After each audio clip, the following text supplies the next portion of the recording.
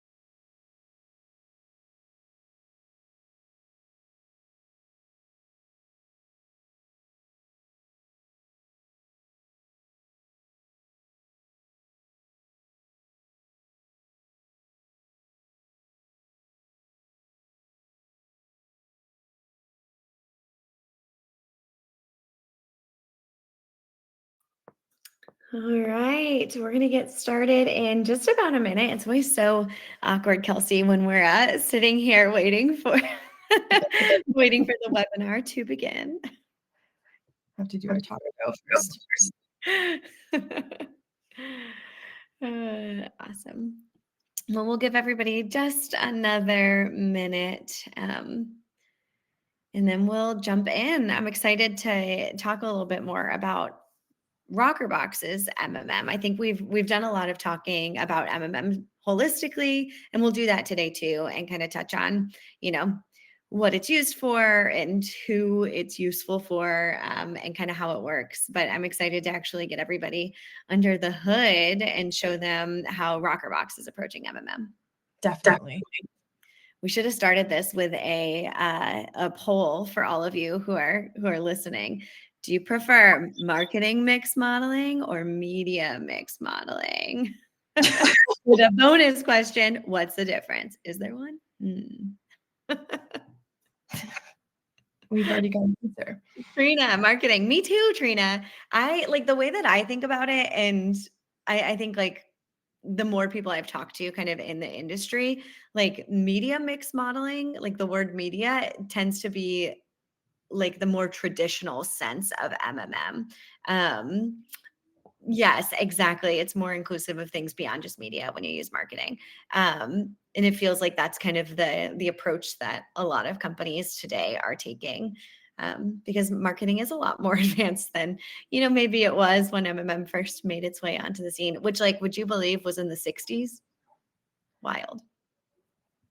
She was just doing some history research on MMM, so can share a few All of the MMM facts you never needed. hot takes. All of the non-technical weird things. Yes, that's right. All right. Well, let's go ahead and get started. I know people keep kind of trickling in for the next couple of minutes or so, but we want to get to it because I think there will be some questions on this session, specifically once Kelsey gets us into a demo. So today we're talking about how Rockerbox MMM stands apart and how to leverage data-driven MMM to drive revenue. So we are your hosts. Really, Kelsey is your host. I am just here so that she is not lonely up on stage. I'm Ashley McKelvin. I'm our head of marketing here at Rockerbox. And Kelsey, do you want to introduce yourself?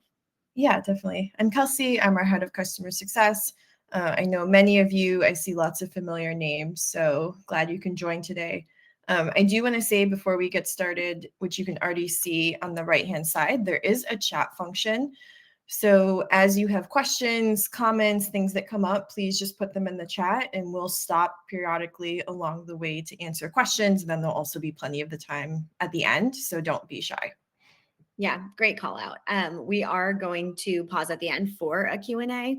But if something comes up in the middle, we want to keep this kind of conversational as much as we can in this kind of platform. So if something comes up and you have a question, let us know. All right. So we're going to cover a couple of different topics today, or really kind of areas of MMM. We're going to talk about what is MMM, how MMM is different from MTA, where MMM shines, and then really like what questions does MMM answer and for who. And then we're going to jump in with a live demo. So first, Kelsey, can you tell us what is MMM? Yes. And I think many of you on the call are probably already familiar with MMM, so I won't spend a bunch of time on the high level, but I do want to at least, cover it a little bit. So MMM is very much a top-down approach to understanding the impact of your marketing spend. So MMM is a historical analysis that looks at usually around 2 to 2.5 years of historical revenue and spend data, and really is looking at the relationship based on how you change spend over time, both at a channel and tactic level, what sort of impact did that have on your revenue? And we're going to get into in a little bit, that revenue number can look different based on your business. So say you're a business that is investing heavily in wholesale or even going back into brick and mortar and retail. It's possible to build that MMM against that retail revenue to say, what is the impact of our spend on retail sales? So I don't want to get too ahead of myself on the areas that MMM shines, but that's kind of a big piece, is being able to understand that relationship between spend and revenue. And as you think about, why would you use MMM? It's really focused on helping you make smarter decisions from a budgeting and forecasting perspective. So MMM, kind of the focus of it is being able to say, what is your return on investment, both at the channel and tactic level, and also helping with forecasting decisions. So to say, if I'm going to spend X amount in this channel, what can I expect my return to be? And does that align with, your goals as a business? Should you be making shifts in moving spend from one channel to the other to hit your revenue targets? And I think that actually leads really nicely into kind of the next piece I want to call out. For those of you that have worked with Rockerbox before or current customers, maybe you're currently leveraging Rockerbox from an MTA perspective. And I think it's helpful to put MMM alongside MTA because this better highlights kind of how the use cases are different and how they're very complementary. So for those of you that are familiar with multi-touch attribution, that's entirely focused at tracking touch points at the user level. So saying for a period of time, for every user that converts, what are all the different marketing touch points in that user journey? And then, for those of you that are using, say, the data-driven model, there's then this concept of credit redistribution. So to say, based on the impact of that touch point in the user's path, how should credit be distributed? Now, MMM is quite different from that in that MMM doesn't actually rely on any user level tracking. So MMM is just looking at the relationship between spend and revenue. So where there's some key differences that start to play in here is one is around granularity. So while one of the, I would say, like big upsides of MTA is being able to get full granularity to say, let me make optimizations at the creative level or the campaign level. MMM is going to be much more high level. So helping you say, how much should I spend against Facebook's prospecting next month? And then you use MTA to make more of those granular optimizations to say, within this budget that I've preset, where should I be shifting spend within this channel? The other piece, is really around cadence. So we see that MMM is really helpful either on a monthly or quarterly basis. And the reason that that cadence isn't as frequent is because typically companies or businesses are not changing their budgets that frequently. So really think about this as a tool that your team would leverage for budgeting and forecasting that typically is happening either at a quarterly basis or a monthly basis. I know I've been talking a lot and potentially quickly. So are there questions on this or things that I didn't touch on that would be helpful to dive into a little more? You can put any questions in the chat. I think while we wait for questions, Kelsey, I think it's really interesting when we're talking about kind of like, I think the question as it's been posed over the last couple of years has been like, well, you have to, it's this methodology or that methodology. And I think, one of the things that we've really been pressing into is that all marketers should have a diversified set of options when it comes to answering the questions that they have. And I think that this kind of side by side is really helpful for that. It looks like Greg has a question.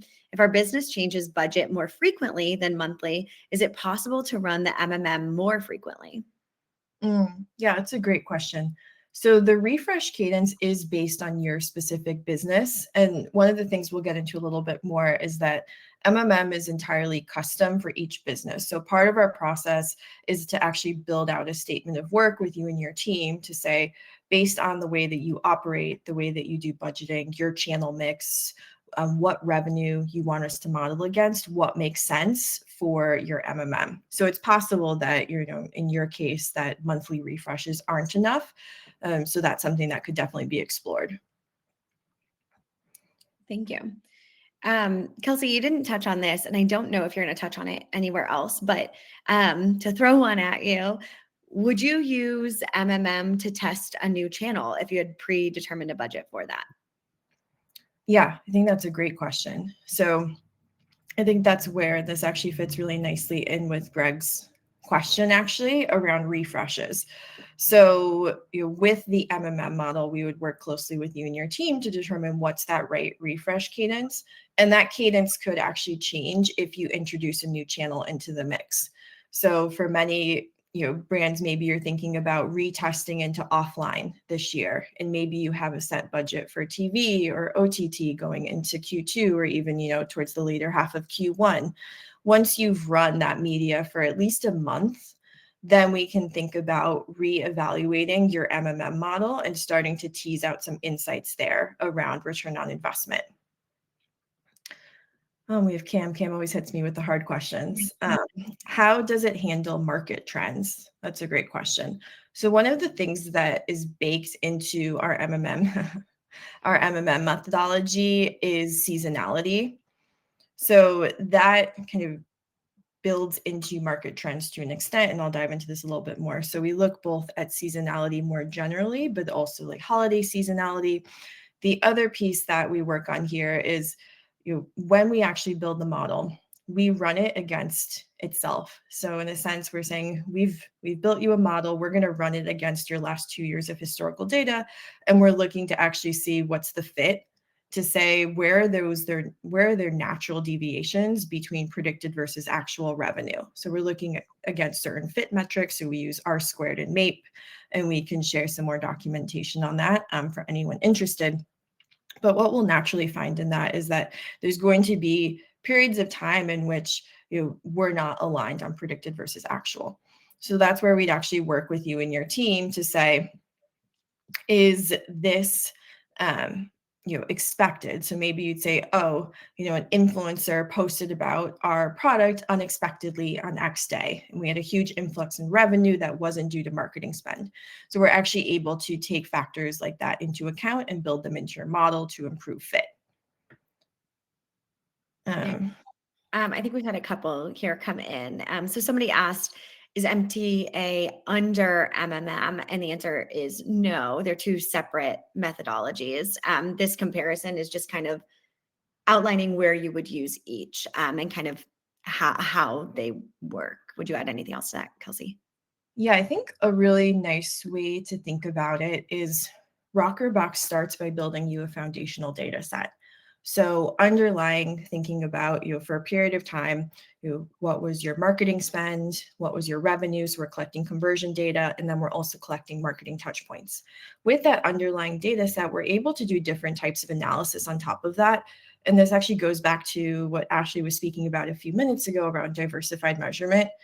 We strongly believe there's actually no perfect way to measure your marketing activity. It's very much a triangulation of a few different methodologies together that your team can leverage to make the best decisions that you can. So really what we want to do is provide you as much optionality as possible.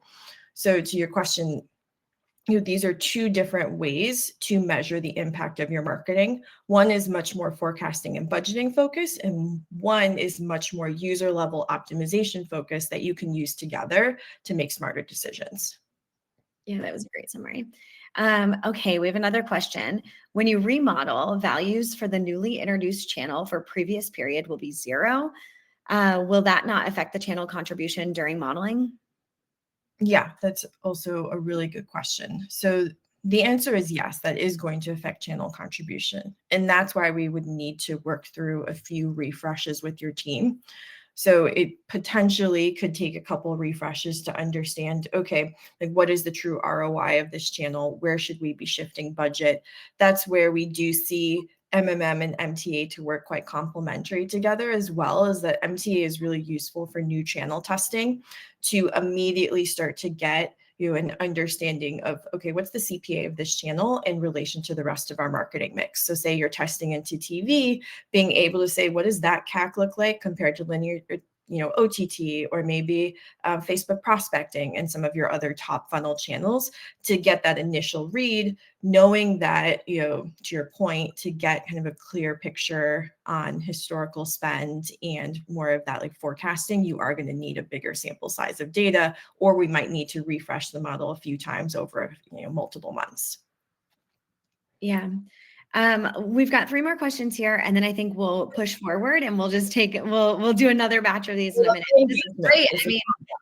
I said it in the beginning, this is how we would prefer these go. We don't really want to just like talk at the screen Kelsey doesn't want to just talk at the screen for an hour. So Jean asked, hypothetically, what if the MTA view shows that a certain channel has little to no value from a first touch perspective, but MMM indicated that the channel is likely highly productive? What would you recommend we do to evaluate the channel in this scenario? I love that question. I think honestly, Jean, this is where I'd recommend some in-channel testing as well. So something that many of our customers do is they have MTA. Many of them are also pushing into MMM. And then there's also the aspect of in-platform tests. So say that's with Facebook or that's with Google, actually working with your platform team to run lift tests. And then, part of our product roadmap and some features that we already have available is then starting to bake those numbers into Rockerbox data. So that takes the piece of, there's the forecasting, then there's looking at MTA, and then you're also taking, in-channel testing into account as well to come to the best conclusion.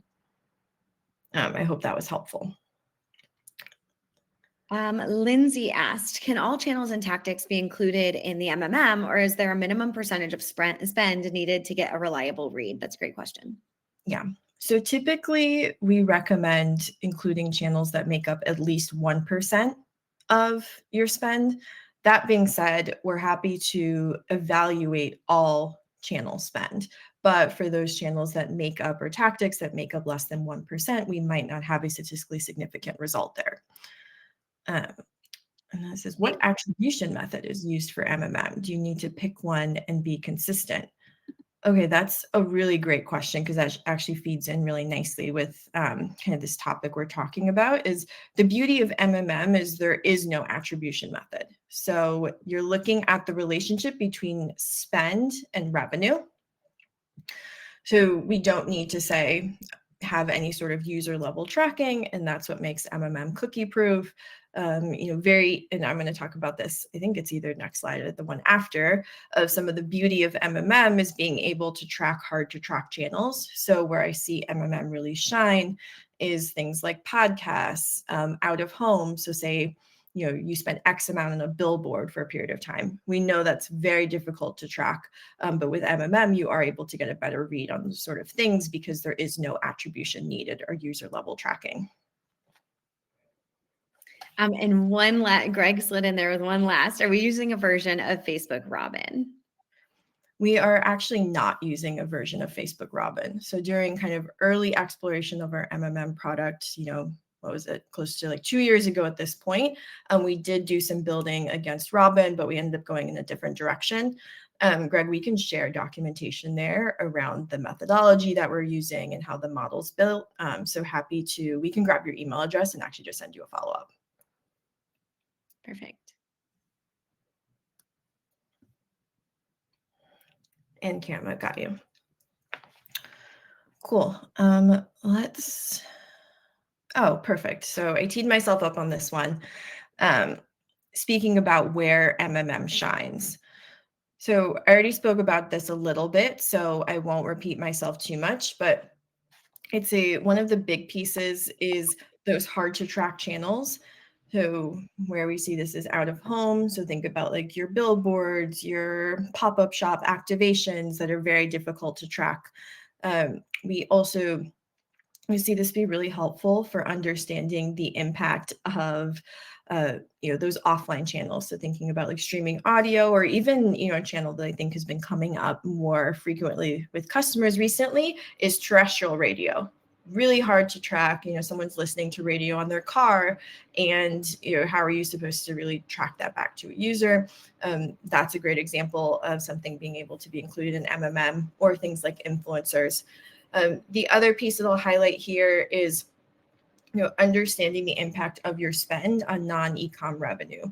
So something that we're able to do with MMM is build multiple models based on different sources of revenue. So for our customers that have a retail component or wholesale component, we're actually able to build you separate models to say, what is the impact of spend on Amazon? What's the impact of spend on ecom? Or, for others, even what's the impact of spend on retail revenue? And, I'd say kind of one of the biggest quick wins against MMM that we'll get into in a few minutes here is just really understanding diminishing returns. So, for many, I would say, brands going into budgeting and forecasting, it's saying, we really believe that this channel works, but we don't have a strong proof point to say, let's increase spend by X amount, and being able to make those decisions more confidently. Cool. And Caleb has a really good question of, channel data and optimizations that MTA provides are derived against e-commerce sales. Yes, exactly. So we do work with customers to track retail revenue as well. But to your point, user level tracking against retail is super difficult. So for the most part, people aren't providing their email address when they're in store, and it's very difficult to get that persistent ID to then tie that back to any sort of site activity. So MTA is really focused on activity that's happening on site, because that's where we're able to track those marketing touch points. So MMM takes a very different lens there, where there's no longer the need for user level tracking, so you can better understand. There may be some channels that work really well for retail that don't have as much of an impact on e-com, or vice versa. Great question. All right. So Kelsey, I feel like you've answered this a little bit, but I think it's good to go back and kind of like directly answer it as well. So what questions does MMM answer? Yeah, I think it's helpful to break this out into a few different categories. And to Ashley's point, this really, goes along with many of the pieces I've already been speaking about. But we think about MMM as answering questions within the categories of planning, forecasting, and testing. And I'm sure all three of these categories are very top of mind for the group of marketers that are on the call today. So I'd say from a planning perspective, really thinking about, as you budget, and this could be for some of you, it seems like you budget more frequently, right? So maybe it's that monthly budget, or for others that are budgeting on a quarterly basis, saying like, how do I drive maximum efficiency on each of our channels and tactics? And we found this to be, more timely than ever, to be honest, based on many brands needing to focus on profitability going into 2024. So really being able to say, if we make these shifts in our budget, we can increase our overall revenue and meet our profitability goals. The other piece around forecasting is really being able to understand return on investment. So as you're having to make, sometimes those difficult decisions of, say you have X amount of budget for your branding or your awareness focused channels, being able to make smarter decisions around how that budget is allocated based on known ROI. And then the last piece is more from a testing perspective. And I think this actually builds off of the forecasting piece. So once you know that ROI by channel, starting to identify some quick wins or opportunities to shift spend based on that known ROI. So saying, maybe you've been testing into TV and you've had this question of, should we continue to increase spend there, or should we focus on tried and true, Facebook prospecting? And as you have that question, being able to make a more educated decision around actually, Facebook is a better performing channel for us, and let's move more of the budget back.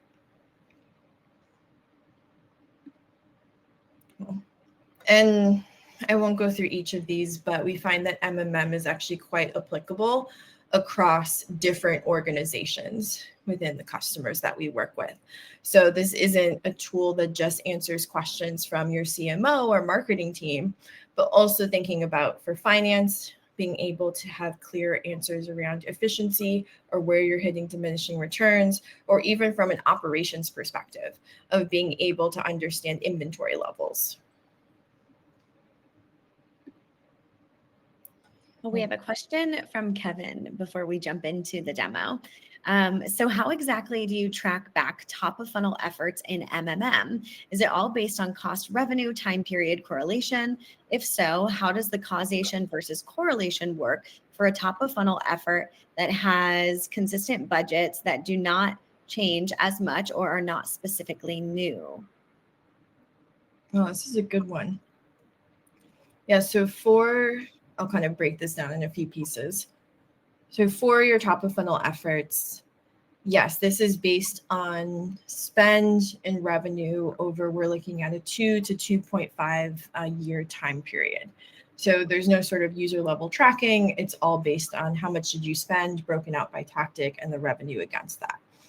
When thinking about causation versus correlation for top funnel effort, I'd say that's where our modeling is both a machine learning component, so much of it is automated, but there's also very much a human element to it as well. So we have data scientist team that's dedicated to building the models and really reviewing the fit of the model, and also working with you on, kind of here are your assumptions going in, here are the questions that you're trying to answer, and pulling out insights from that. So that's where I think we'd have a conversation to say, okay, we've seen that spend has remained relatively constant. We've seen these fluctuations in revenue. Is this, a factor of this channel actually having a strong return? Or is it because this is just an always on channel? There is the opportunity for us to make customizations to the model to say, like, let's actually remove this spend and see what sort of impact it is, or ignore this from the mix. And we do that with branded search. So there's, I'll call it tinkering that we can do together to get underneath some of those questions, if that's helpful. Uh, Mm. yeah, Travis had a quick question. I haven't seen anything on print marketing, such as catalogs, mailers, or postal retargeting. How does that fit into the model? Good question. Yeah, so I would think about that within the world of offline marketing. So we can very much include print. I think that's a great example of things that can be really hard to track is print mailing outside of direct Mhm. mail. Also, so any sort of catalogs and mailers. Something that we've done here that I think is really helpful is for our customers that are running, say, like a prospecting effort or retargeting effort in direct mail, we can actually break out those tactics. So you can have a separate read on return on investment for your prospecting versus retargeting, and say there's different types of direct mail that you're running. So say you have like a postcard and you also have a catalog that can be broken out. So the categories of kind of channel and tactic are custom for the specific customer. So we really want to structure that based on how you think about your marketing mix. Hmm. And Mary Catherine had one last question before we jump into the demo. What are the differences between MMM and incrementality testing for Rockerbox? Is the difference primarily the time frame of data? Yeah, and that's a really good one. So I think about MMM as much more of a statistical analysis of historical data to help you understand the impact of revenue or of spend on revenue, right? Versus incrementality testing is much more you set up a test, so you go through test design to understand like what is the question that you're trying to answer and what sort of like media do you need to run to come to that conclusion. So say in the example of like a geo test, you'd be building out your control versus test groups and understanding which specific platform do you want to do that geo test in. So I think about like that is more focused on test design versus a historical, statistical analysis. Rockerbox has the underlying data sets to help you make decisions around incrementality testing, but I would think about that as kind of like a separate analysis from MMM. Um, Kelsey, do you want to just take all of these and then jump into the demo? Yeah. Okay. Fine. Lauren asked, do you need a minimum amount of historical data, i.e. 2 years of spend data, that a channel needs to be included in MMM? That's a good question. And I think you might have touched on it a little bit earlier with the testing a channel and having a month of data, but Yeah. So while we do like our initial model build will include 2 years of spend data, we don't need that much data to get a read on your channel efficiency. I think this actually does feed really nicely into Matt's question below, though, with kind of increasing or decreasing spend investments. That is something that we recommend to customers and I think this actually goes back a little bit to Kevin's question as well, is say you have an always on channel that the spend hasn't fluctuated very much and it's difficult to get a true read on return. We would recommend doing some testing there. So maybe for a period of time, you're increasing or decreasing your relative spend investment, and then we would be rerunning the model to derive insights. So that's something that we would work with you on to say like, okay, we kind of don't have a strong conclusion on this channel and tactic. If this is a priority for you, here's the next steps that we think you should take so we can get a stronger read. Kelsey, what is the minimum amount of data to even just get started with MMM versus like trying a new channel or something like that? Like say I'm a brand new company. What do I need to even think about MMM? Yeah, I think at least we're going to need probably a year's worth of data, and we'd want to evaluate that. And some of that is also dependent on your volume of spend, your volume of revenue. So I'd say it's very like customer by customer. The thing that I will say is for any like current Rockerbox customers or considering Rockerbox customers, you don't have needed to work with Rockerbox for that whole period of time. And I think this actually feeds nicely into Aaron's question, actually, of differentiators between Rockerbox and other MMM providers. One, I would say, key differentiator for Rockerbox is just ease of onboarding. So Rockerbox has API integrations with kind of like wide group of digital channels. And then we also have an API integration with Shopify for those of you that are on Shopify. And we're also able to, work with you if you're not on Shopify. But what that means is that we're able to easily access that 2 years of historical spend or historical revenue data without really much work needed on your end as well. The only thing we would need from you is any spend, say like the offline channel spend that we can't capture via API integration, or if you're not on Shopify or say you want to build against retail revenue, then you would provide us that data. But we do have a number of integrations that make onboarding much more easy. I'd say the other thing from a differentiator perspective is thinking about Rockerbox in the context of kind of the rest of the suite of offerings. So kind of to what I spoke about earlier, Rockerbox believes that there is no perfect form of measurement. So by choosing Rockerbox, you're not locked into one view of the world. You're able to say MMM is one way that we understand the impact of our marketing, but we're also able to do user level analysis. We're also able to access these data sets, say in your data warehouse, if you have that, and do additional analysis on top, like the geo-testing piece that I was speaking about before. So I'd say those are really the two big things, is ease of onboarding and then also optionality to have this be like one piece of the picture. And I think I would just add on top of that, there's also a level of, Kelsey, you spoke to this a little bit, but of like support that you're going to get, and that this is going to be custom to you, and that the team is going to, be helping you along the way, which I think is not the case everywhere. And I think, Kelsey, you'll show us when we get into a live account also, just here in a few.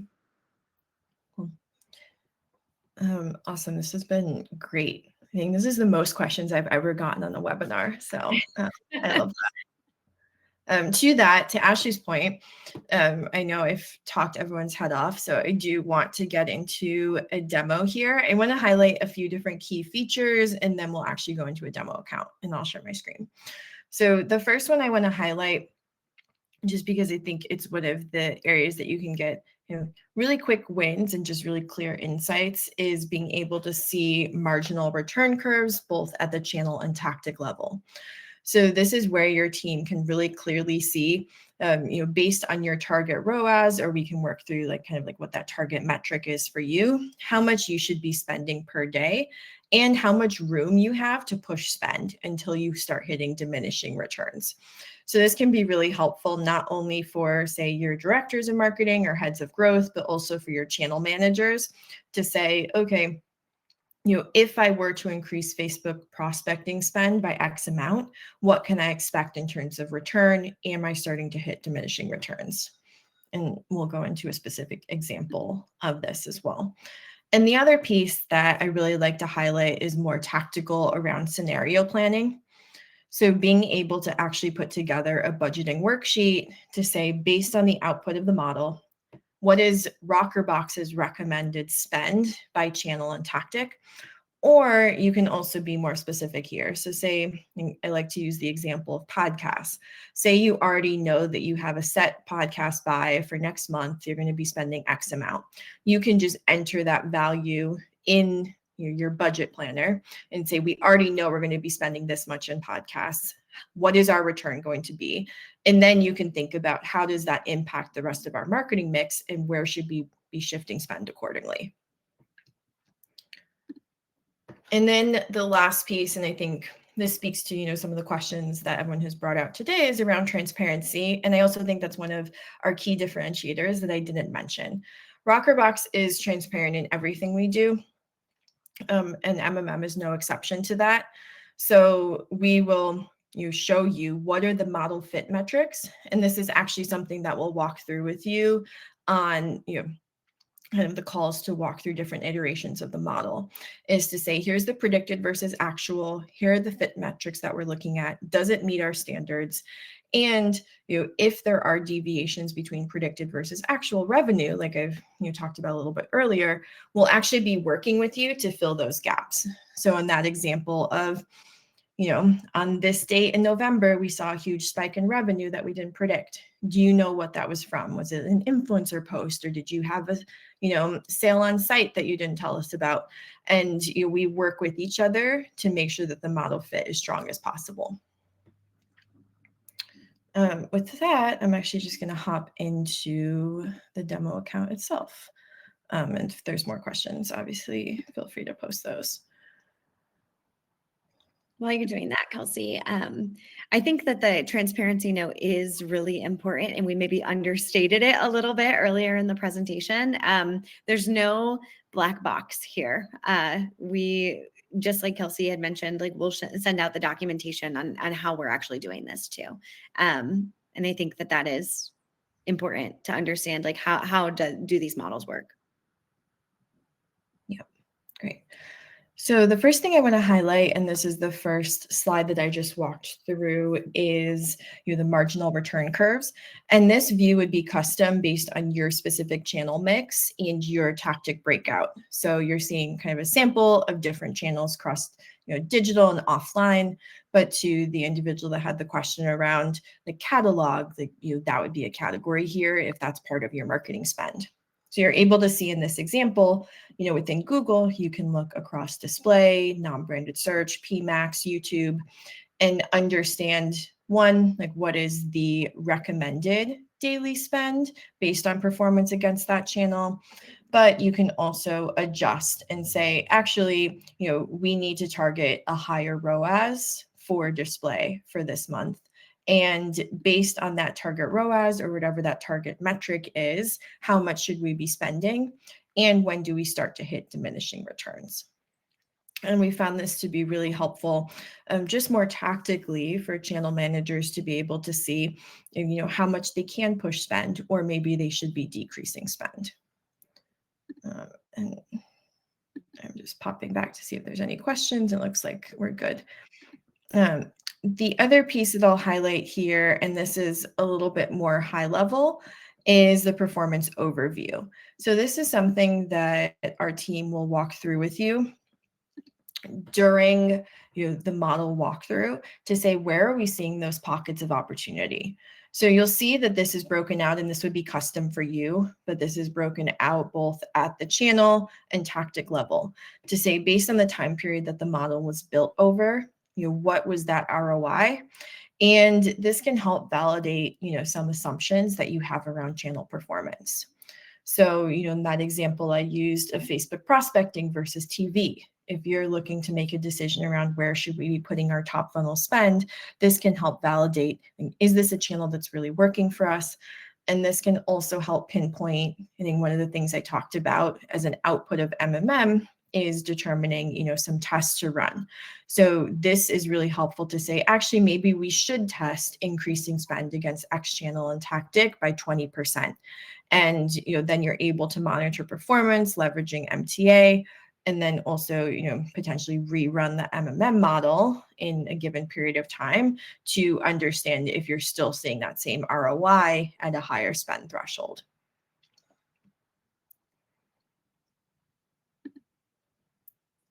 And the other piece I want to highlight here, which I talked through a bit, is the marketing budget worksheet. So this is where you're able to, for a period of time, identify how much should we be spending per day, or you can also put in a custom value. So you can say, actually, I already know that we're going to be spending, say, 20,000 per day on TV. How does that change your overall revenue for the month? What can you expect from return on investment perspective? So you're able to not only take what's recommended, but also put in custom values based on preset budget that you have. And then we're also, and I was going to say, I think it should be already out, but not in my demo account. We are releasing the ability to put in a set like ROAS target, or, if you're modeling against CPA, or you're just looking to have an overall kind of cap on how much you're spending per month, we're releasing the ability to add constraints to this as well. So that's already live, and we can walk through that if anyone's interested in a separate demo as well. We've gotten a couple of questions, Kelsey. I will go ahead and read them to you if that works for you. Yes. So Emily asked, are there any nuances to measuring audio, broadcast and or digital in MMM? Yeah, it's a great question. So, really, all we need for measuring audio and MMM is overall spend by day. And then, if there's any sort of breakout, so say you're running audio against different vendors, maybe we want to break out spend by vendor, or if there's different kind of strategies behind that. So, we can do different sorts of breakout, but it's really just needing spend by day. And I love Um, Caleb's question. yeah, do you want to read it? Yeah.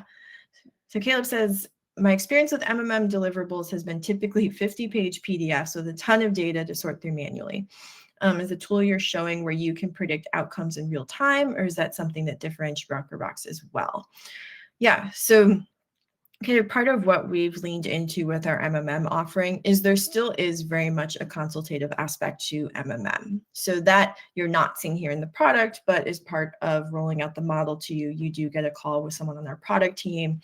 We walk through the results of the model. We walk through opportunities that we're seeing based on the output of the model. So there is that consultative aspect, but there is also very much, an actual like product for you to interact with and make more of those quick decisions against. So this marketing budget worksheet, for example, is based off of the most recent model that you would have run. So you're able to say, okay, based on the model refresh we had last month, how much should we be spending in a given week or a given month? So you're able to come in and use this, yes, in real time to make decisions versus having to wait until next quarter when, again, you have that readout of a PDF. And Jessica asked, what constraints do you put on the model to ensure a positive relationship between spend and revenue? Yeah, that's also a really good one. So we will send more. This will also be better suited for some of the detailed documentation that we have. But I will say this is where kind of our approach of machine learning plus human element comes into play. In that while a lot of the model build is automated, we have a data scientist team who's going in to make sure that the fit makes sense, that to your point, any sort of constraints that are needed are applied in the build. Yes. So how does MMM handle demand capture channels like branded search? And does the model leverage impressions or CPMs at all, or just spend? Yeah. So probably to what you're thinking, Charlie, is that there is probably always going to be a positive correlation between branded search and revenue. So that's not something that we actually typically model against in the MMM because it's not very useful. So we'll typically just exclude that from the MMM build. But if there were to be a reason that you'd want us to model against it, we could certainly discuss that. But we do focus MMM mostly on insight for either top or mid funnel channels versus some of those like true bottom funnel branded search where you're not going to be able to get your true insight there. And then from an impression and CPM perspective, if there are channels that you find, like I'll actually use the example of YouTube here, or we do have some customers that have a really strong presence on organic YouTube. We can use other factors in the model. It's very much kind of on a customer by customer basis based on your marketing mix. And if, we need to account for some of those outside factors of spend. Other questions on this?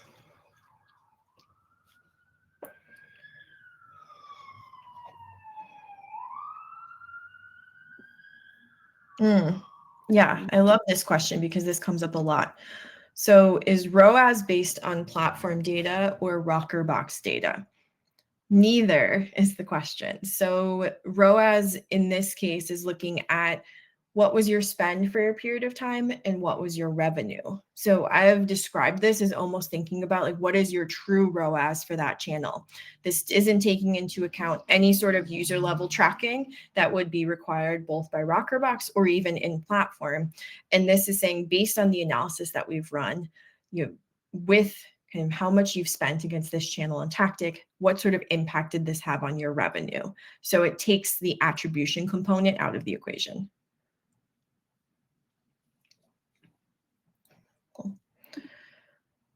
And I know we have a couple more things to go through. So the last thing I'm going to highlight from just a walkthrough perspective, and then for anyone that's interested in more of a deep dive, we can certainly connect offline. But just kind of back to our transparency piece. So in the product itself, you're able to come in and not only see the feature data. So this is saying for a given, you can actually look down to the day and say how much spend was accounted for across each channel and what was the revenue that we're looking at. So you have full transparency into the data set included in the model, but you can also see the fit. So this is where you're able to come in and see for your most recent model refresh, what is predicted versus actual, and what are those model fit metrics. I'm going to stop sharing. Let's see. Other questions here. Otherwise, we can keep it moving.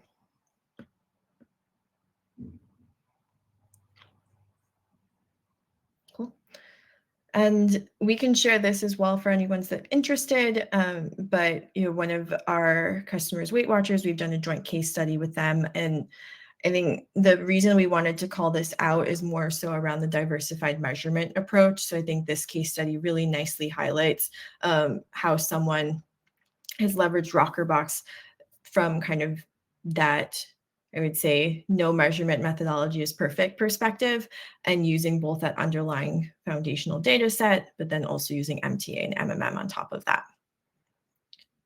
And I think there's one question on model accuracy. So for model fit, we're looking at two main metrics. We're looking at R squared and MAPE, and we can also share our documentation on kind of what goes into those metrics, what are the standards that we're looking for. So we do have a certain threshold that we're looking to hit to determine, we've kind of met our standard of model fit. So we can show that as a follow-up.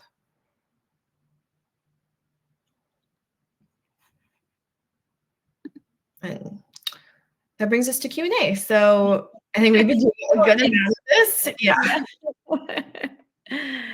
Are there any last questions for Kelsey? I know it has been great. There's been a lot of questions as we went, which is probably the better way to do it. Mm-hmm. Yeah, I get impatient and I just want to answer the question immediately. Well, when it fits in. Thanks, Kevin. We always appreciate a good. Oh, Travis. Yes. Travis asked, what is the pricing structure for Rockerbox? Yeah. Travis, we're definitely happy to chat more offline, but an easy way to think about it is that Rockerbox pricing is based off of your marketing spend. So we think, personally, this makes a lot of sense because we think about Rockerbox as a part of your overall marketing budget. So it should be based on how much you're spending for a given year.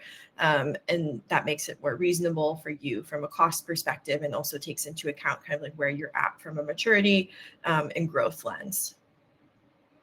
Lindsay has a good question. It's her understanding that traditional MMMs do take into account impressions and spend. Are you saying that for digital channels, Rockerbox is only looking at spend? Yeah, so we will start with just looking at the relationship between spend and revenue. But if there is a need for certain channels to take impressions into account or take in, kind of like other factors, that's something that our team evaluates. There's kind of part of the process for kicking off MMM is, and I mentioned this kind of at the beginning of the call, but we do a custom scope of work where we talk through what are the channels that you're looking to include? What are your priority questions? And from that, we dictate like what are the different data sets that we need from you to kind of move forward with the model build.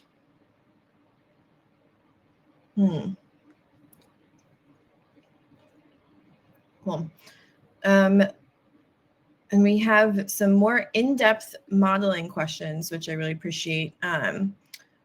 Let us actually, I can speak to this very high level, but I'd actually love to probably connect you with someone on our product team who can speak to it a little bit more eloquently than I can. So we can have your CSM follow up with you and can set up more time to talk through MMM. So if that works.